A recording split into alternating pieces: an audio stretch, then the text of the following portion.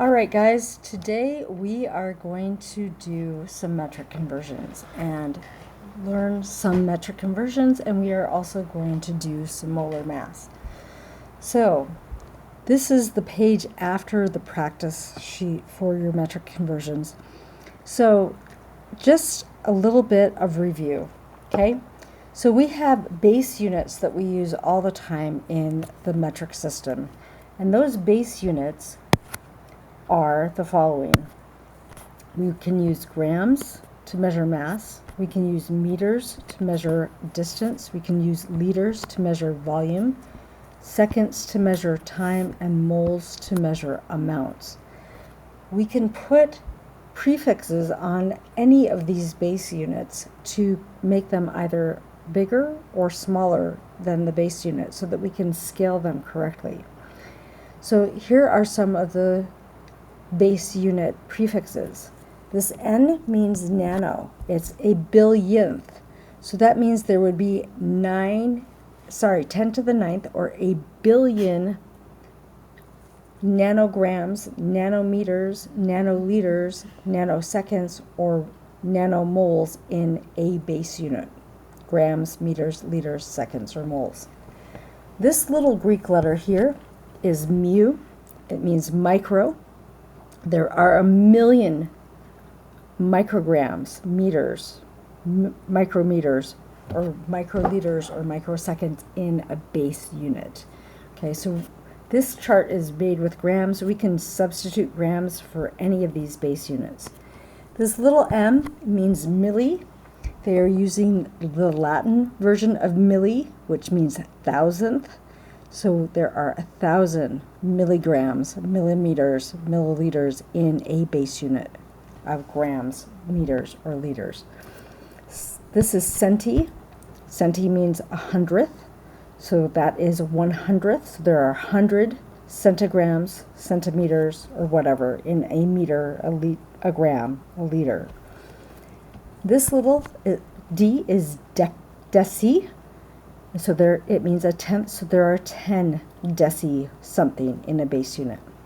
Then we get to the bigger ones that are bigger than the base unit, and notice these are mostly capitalized. The big, or the capitalized D, means deca. It means 10 of the base units. Our H means hecto. That means 100 of the base units.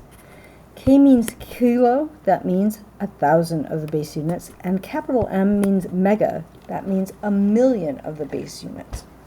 Okay, so we are going to do some unit conversions or dimensional analysis or unit analysis, or sometimes people call it factor label.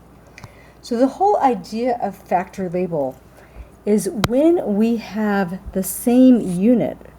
So for example, if I had milliliter over milliliter, unlike math where numbers reduce, if I have the same thing on both top and bottom of a ratio, that means that unit actually cancels. It disappears. So we are using that to help us go from one unit that we don't want anymore into a unit that we are actually asking about. So let's start with a couple of these. These first three problems are cubic units. We're going to do some linear units first, and then we will get into how cubic units work. Okay, so I'm going to start with this one right here.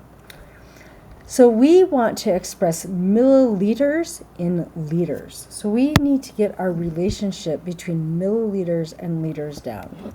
So if you remember, milli means 1/1000th. So that means there are 1,000 milliliters in 1 liter. We're going to use that relationship. Okay, now that we have our relationship down, we can actually start with the number that is given to us. So our number that is given to us is 12,750 milliliters. Now I want that milliliter to change into liters. So I'm going to use this relationship in such a way that I can cancel out the milliliters. So to cancel out the milliliters, I need the milliliters to show up in the opposite side of where it currently is It currently is on the top, so I want it to be on the bottom of the next ratio that I'm using. And the ratio that I'm going to use is this equivalence. So 1,000 milliliters is 1 liter. That way, my milliliters are going to cancel out. They're going to disappear, and I'm left with the unit of liters, which is what I want. The other thing that we need to know when we are doing this is that when we have numbers on the top, those numbers become multipliers. When we have numbers on the bottom, those numbers on the bottom become dividers. So essentially, the way we're going to set up this problem, we are going to take 12,750 and we are going to divide it by 1,000, because multiplying by 1 really doesn't do anything. So if I take 12,750 and divide it by 1,000, I will get 12.75 liters in this problem. Okay? The next one, we are going to do 29,000 milliliters into liters. Notice I'm using the same equivalence, so I'm going from milliliters to liters, just like I did before. So I'm going to set this up with my 29,500 milliliters. I want my milliliters to cancel, so I'm going to put my relationship of 1,000 milliliters for 1 liter on top. Once again, this cancels out my milliliters. This gets me liters. Okay, so 29,500 divided by 1,000 will give me 29.5 liters. Okay, now we're going to leave this next one alone because it's cubic meters. We're going to leave some of the cubic stuff for later. Let's go down to this one. This gives us the same units, but we're reversing them. We're going from liters to milliliters. So I'm going to start with my 84 liters, but now I want to use my liters to be canceled, so I'm going to put the equivalence reversed. I'm going to put my liters on the bottom. 1 liter is equal to 1,000 milliliters. That way I can cancel out my liters and get my milliliters to be the unit that is left. So this means that I am going to be multiplying 84 by 1,000, and that will give me 84,000 milliliters. Okay, we could also write that as 8.4 times 10 to the 4 milliliters if you wanted to. Both of these would be appropriate. Okay, so let's go in and start working with some of these cubic units. So when we cube units, we also have to cube the relationship. So let's look at cubic meters. So we're going from meters to cubic centimeters. So we're going to use our relationship of 1 meter is equal to 100 centimeters, but we are going to have to cube both sides when we do this. Okay? So let me show you how this is set up. So we're going to start with 2,050 cubic centimeters. And then we want our cubic centimeters to cancel. So we're going to do 100 centimeters, and we're going to cube this whole quantity is equal to 1 meter quantity cubed. Okay? And then we have to do some math. So if I cube 100, that actually gives me 1,000,000. So I'm actually, another way I could set this up, I could take 50 centimeters cubed, and I could divide it by 1,000,000 centimeters cubed. 1 cubed is still 1 meter cubed. So I'm essentially going to be dividing by 1,000,000. So when I put this into my calculator, I will get this. I will get 2.05 times 10 to the negative 3 meters cubed. Okay? Now if we look at our exponents here, this is 2 times 10 to the 3, and this is times 10 to the 6. So 3 minus 6 will give us a negative 3. So our exponent there is correct. Okay? So once again, here on this next one, we're going to use the same relationship that we just did up here. We have 1, 2, 3, 4, 5, 6 cubic centimeters, and we want to get it into meters. So once again, if we look at that relationship, we said it was 1,000,000 when we cubed it. So we're going to divide by 1,000,000. 10 to the 6 centimeters cubed will give me 1 meter cubed. Okay, if I divide by 1,000,000, I will get 0.12345 cubic meters. Okay, so hopefully that's enough of a review on how to use cubic meters. Let's do a couple things when we are doing density. So if we are doing density, if you guys remember density, density is the mass divided by the volume. So a lot of times in these problems, we are going to have to determine what is our volume and what is our mass. So let's look at this next one. It says calculate the density of lotion if the contents of the bottle,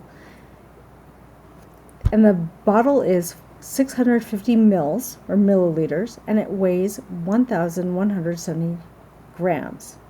So hopefully you recognize that this has a liter in it. So liter means that we are doing volume. And then this is grams, so this is a mass. Okay, so if I'm going to do density, I'm going to have my mass, which is 1,170 grams, and I'm going to divide this by 650 milliliters.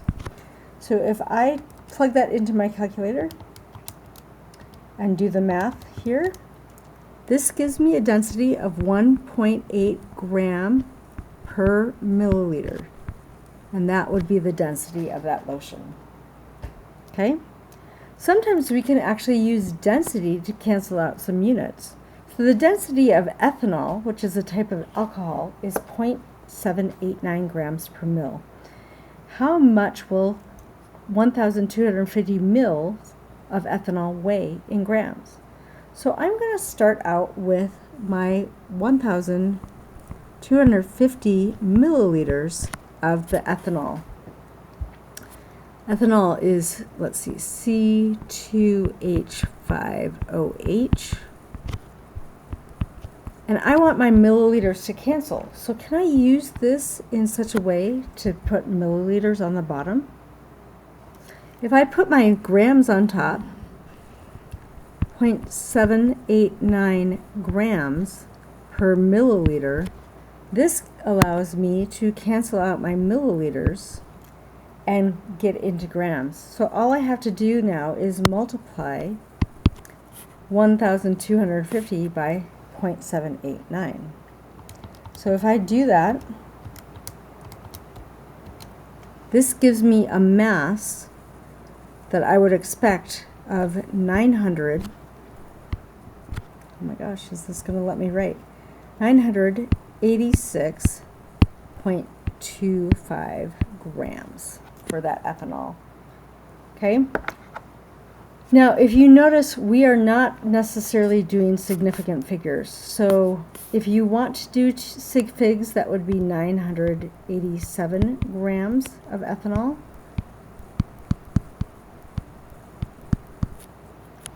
Okay? Now, we have a density of aluminum. Aluminum is 2.7 grams per centimeter cubed. What is the volume of 8,850 milligrams of aluminum? We have a bit of a problem here. This is in grams, this is in milligrams. So we're going to have to convert to grams first and then use our density. So if you remember, milli means 1,000th. So there is 1,000 milligrams in 1 gram. So we're going to use that relationship as well. So here we go. We're going to start with the 8,850 milligrams of aluminum. We have 1,000 milligrams for 1 gram. Okay, that way my milligrams are canceled. Now I can use, I'm in grams, so I can use this grams to get into centimeters cubed. So I have 2.70 grams of aluminum for each centimeter cubed of aluminum. Okay, so this will have me taking 8,850 divided by 1,000 and then divide by 2.70. So if I do that,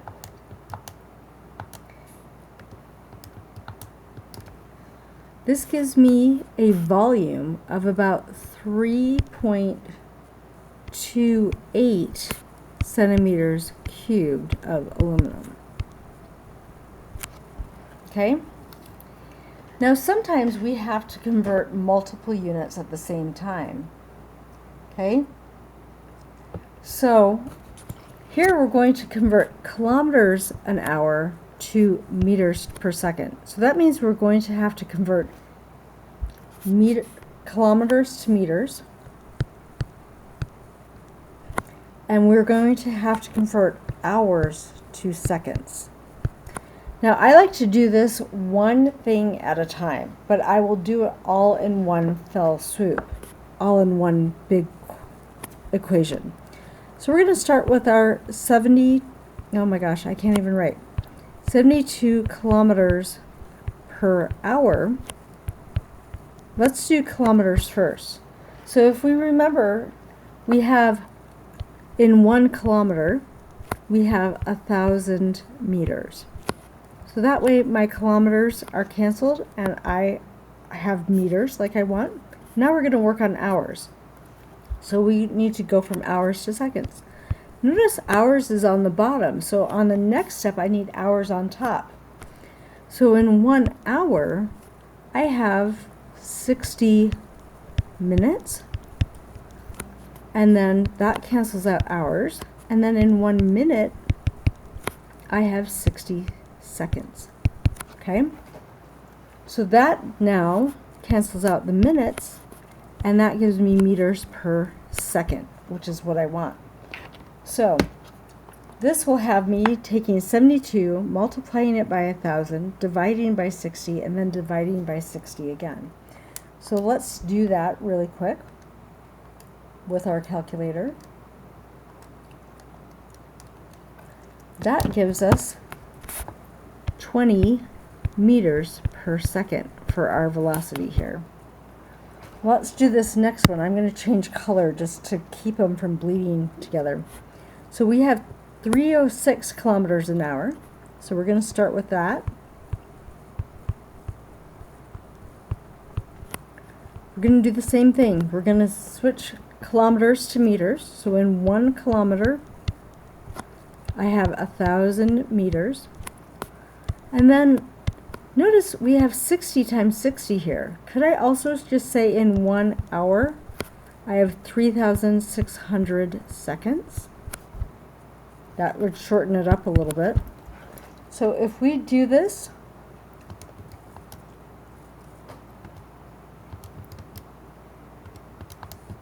on our calculator, we get a velocity of 8.5 meters per second. Okay? Here, we're going to do the reverse right here. Converts each of the following to kilometers per hour. So we're going to use the same thing again, but we're going to do the reverse.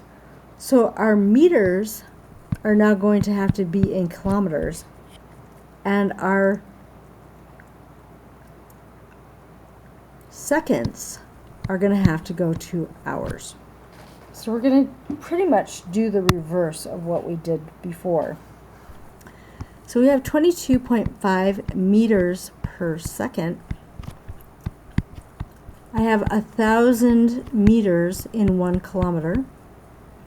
So my meters are now canceled. And now I just need to work on getting my seconds into hours. So in 3,600 seconds, I have 1 hour. So this gets my seconds canceled, and I now have kilometers per hour.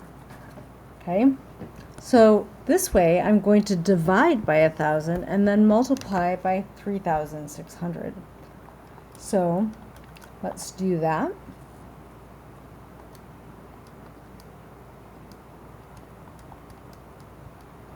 This gives us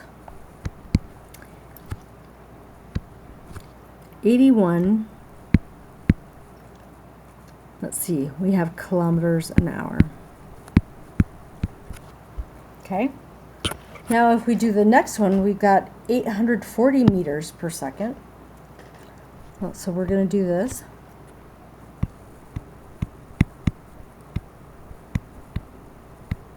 We're going to work on our meters first. So we have 1,000 meters in 1 kilometer.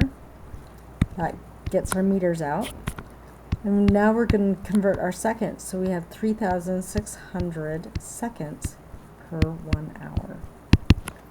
Okay, so 840 divided by 1,000 multiplied by 3,600 gives us 3,024 kilometers an hour. Okay, so hopefully that helps us learn a little bit about how we do our metric conversions. Okay, now I want to go into molecular mass calculations. So we're going to find the molecular mass of the following compounds, and we're going to use atomic masses in the periodic table. We're going to go to the nearest 10th. I usually go to the nearest 100th, and for those of you, there are some of you that have not taken chemistry. We are going to use the periodic table. And let's pull up the periodic table really quick. So when we look at the periodic table, we are going to look at certain things on these elemental squares. So we're going to be looking at these masses right here. Let's see.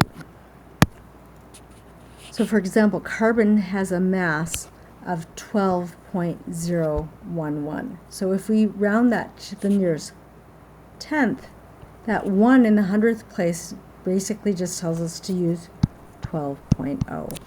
Okay? Nitrogen would be 14.0. Oxygen, because we've got 9s here, we'll round up to 16. What are some other ones that we are going to be using a fair amount? Hydrogen will round just to 1. Okay, so we will be using these periodic tables a lot. So let's get our documents back up here. So I'm not going to keep on switching back and forth a whole lot. So the first thing we have is sodium bromide. So if we look at sodium bromide, we need to look at sodium, which is right here. This is going to round to 23, and bromine is going to round to 79.9. Okay, so that's what we are going to use here.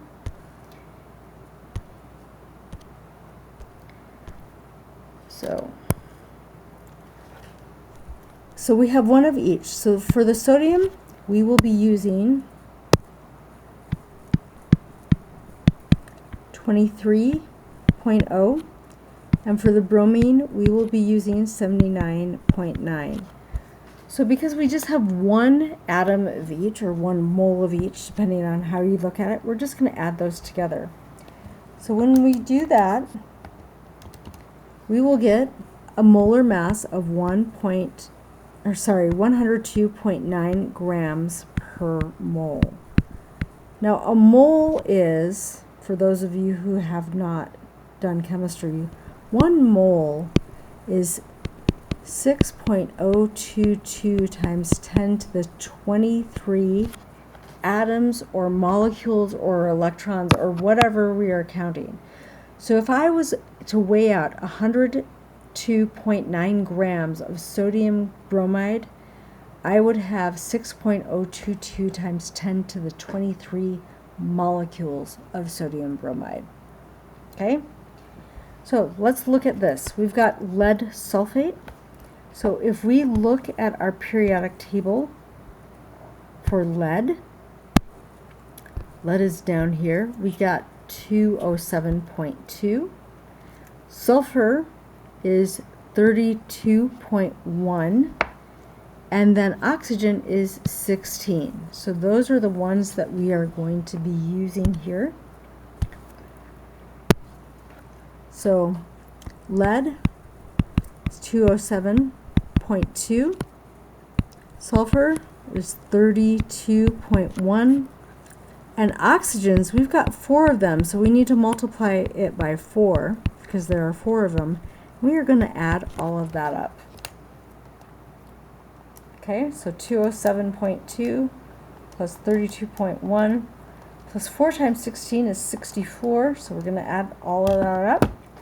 That gives us 303.2 grams per mole for the lead 2 sulfate. Okay, now every once in a while we will see things that have parentheses in our chemical formulas. When we have parentheses, the multiplier is actually behind. So our multiplier here is 2. This means that we have 2 oxygens. And it also means that we have 2 hydrogens. We have, and it only applies to the things that are in the parentheses, kind of like math. So this means we have 2 oxygens, 2 hydrogens, and just 1 calcium. Okay? So if we look at on our periodic table and look up calcium, this will round to 40.1. Okay? Our hydrogens we said would round to 1, and our oxygens round to 16. Okay, so that's what we are going to use. Okay, so we're going to have 2 oxygens, so that will give us 16 times 2 for our oxygens. We have 2 hydrogens, that will give us 1 times 2, and calcium rounds to 40.1. We're going to add all that up. So 16 times 2 is 32, plus 2 more is 34.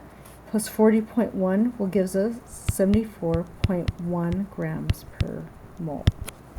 Okay? I'm going to do a couple more with you. Let's see, we should probably do another one with some parentheses to give us some more practice with parentheses. So here we have ammonium carbonate. And notice we have 2 ammonium groups. So this means that everything in that parentheses is multiplied by 2. So in the parentheses we have 1 nitrogen, so 1 times 2, that gives us 2 nitrogens. 2 times 4 for the hydrogens, so that gives us 8 hydrogens. Now this CO3, or the carbonate group, is not multiplied, so we're going to take it as it is. So that carbon is just by itself, it's got 1 carbon, but we have 3 oxygens. So we're going to have to multiply our oxygens by 3. I'm going to put oxygen so that we know that that's not a 0. Okay, so if I look on my periodic table, once again, we need to look at carbons and oxygens and nitrogens. We've already looked at oxygen quite a lot. So oxygen is 16, carbon's going to round to 12, nitrogen is going to round to 14.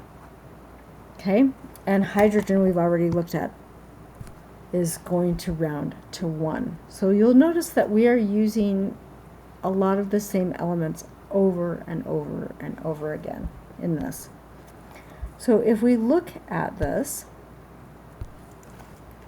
we have 2 nitrogens, and each of the nitrogens are going to round to 14.0. Each of the hydrogens are going to round to 1.0. Carbon is 12.0, and oxygen is 16.0, and we need to multiply that by 3. So we're going to add all of these things up. So 2 nitrogens, so 2 times 14 is 28, plus 8 times 1 is 8, plus 12 for the 1 carbon, plus 3 times 16, which is 48 for the oxygens. When we round this all up, we get 96.0 grams per mole for the ammonium carbonate. Okay, so that should give you a fairly good idea of how we calculate molecular mass. You can use the rest of these to practice, and we will do these in class. Talk to you later. Bye.